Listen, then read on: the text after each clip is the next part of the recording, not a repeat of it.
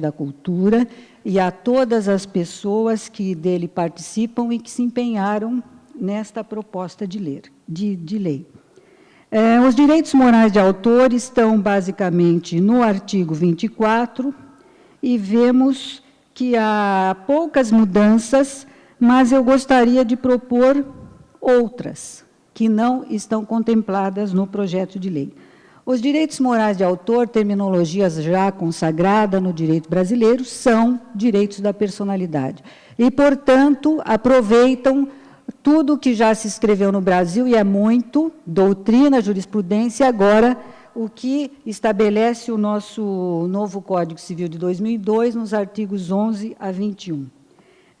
Eu acredito que nós poderíamos melhorar a lei no sentido de tirar as restrições estão por toda parte. Por exemplo, são direitos morais de autor, inciso 4º, o de assegurar a integridade da obra, opondo-se a quaisquer modificações. Eu acredito que melhor seria pararmos aqui, opondo-se a quaisquer modificações, porque a lei atual, a 98, e esta proposta de nova lei continua estabelecendo a quaisquer modificações ou a prática de atos que, de qualquer forma, possam prejudicá-la, a obra, ou atingi-lo como autor em sua reputação ou honra. Eu acho que essas restrições são inoportunas, porque elas são muito subjetivas. Alguém pode tentar modificar a obra achando que vai embelezá-la. Isso é muito subjetivo. Eu creio que melhor será deixar o direito de imodificabilidade da obra como um direito que pertence ao autor, sem essas restrições, porque a lei atual e a proposta de lei só admite as modificações ou a prática de atos se, de alguma forma, elas possam prejudicar a obra ou atingir o autor em sua reputação ou honra. Alguém pode achar até que está elevando o autor, louvando-o com essas modificações. E eu penso que não, que quem tem o direito de modificar a obra é o autor. E, logicamente, nós estamos dentro de um sistema jurídico que não é estanque, não é compartimental. Nós sempre pensamos em Constituição Federal e nas outras leis, inclusive uma lei muito importante, que é o Código Civil.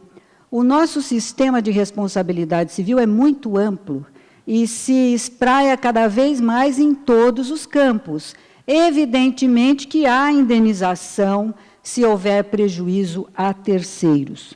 Portanto, considero que não é necessário colocar-se aqui na lei o direito à indenização se houver prejuízo a terceiros, como ocorre aqui neste parágrafo 3º. Nos casos dos inciso 5º, que é o direito de modificar a obra, e o inciso 6º, que é o direito de arrependimento, a retirada de circulação, estabelece o parágrafo 3º, que haverá prévias indenizações. Outro problema, a indenização não é prévia, a indenização é a posteriori. Se houver dano, se houver prejuízo. Indenizações prévias a terceiros. Que terceiros? Será que aqui está incluído um terceiro que não tem uma relação jurídica direta? Por exemplo, o editor tem de ser indenizado se o autor resolver tirar a obra de circulação. Evidentemente que ele tem que ser indenizado. Isso já está previsto em algumas legislações, umas poucas legislações, mas eu não creio que seja necessário. Agora, que terceiros são esses? Demasiada amplitude desse direito à indenização e ainda prévia. Creio, então, que é melhor não ter restrição tão grande. Já chega às restrições que estão aqui nos artigos 1º e seguintes. Os direitos de personalidade pertencem ao titular, são direitos personalíssimos. O autor pode modificar a obra e, se houver prejuízo a terceiro, essa lei nem precisa dizer, é o sistema de responsabilidade civil, que é do mundo todo, e é do Brasil também. O nosso direito civil, o nosso direito em geral, é bastante evoluído. Eu vejo com bons olhos o direito ao acesso exemplar, ao exemplar único e raro da obra, que possa ser também reconhecido aos sucessores, porque, na verdade, os direitos morais de autor, quando são transmitidos aos sucessores, não são exatamente transmitidos os direitos, mas é transmitido um ônus de defesa desses direitos. Ninguém vai dizer que o sucessor tem direito de paternidade. Claro que não. Ele tem o direito de defender o direito de paternidade do autor originário, do autor criador da obra. Então, a transmissibilidade de direitos morais, na verdade, é um direito-dever do sucessor, porque o próprio direito não se transmite. É uma inovação da nova lei, é uma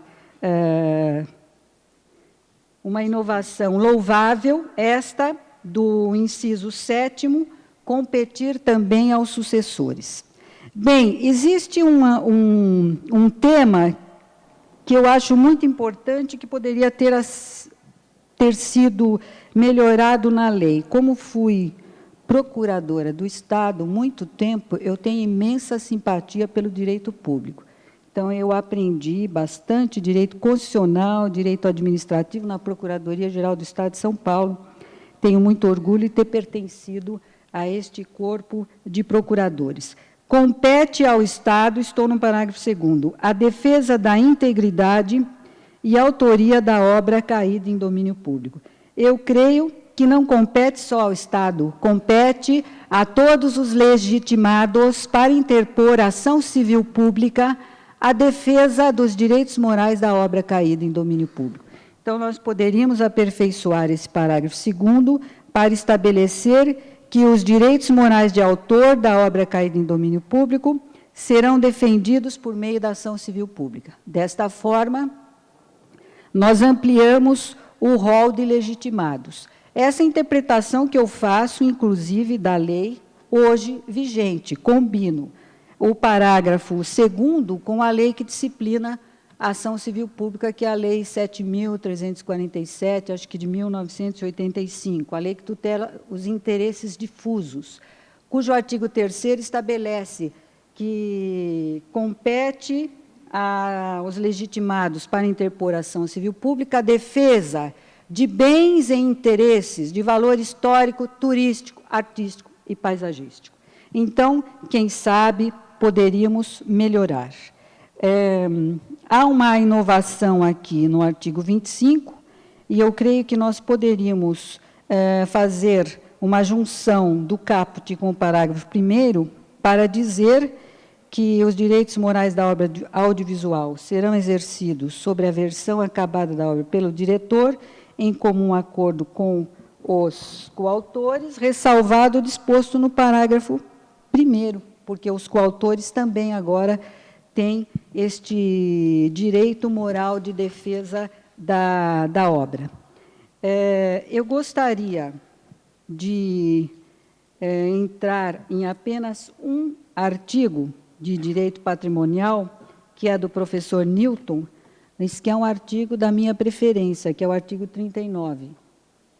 E quem já viu as minhas palestras em congressos anteriores sabe que eu estou falando de regime de bens no casamento e direito de autor, que é um tema muito pouco tratado entre nós, ao contrário do tratamento que ele recebe na França, que desde 1860, mais ou menos, que discutem bastante direito de autor e regime de bens. Eu escrevi sobre isso no meu livro Código Civil Comentado, Direito de Família, da editora Saraiva, e fiz uma crítica ao artigo 39 da lei atual, que eu entendo revogado pelo novo Código Civil, artigos 1659, inciso 6º, que trata da comunhão parcial, e 1668, inciso 5º, que trata da comunhão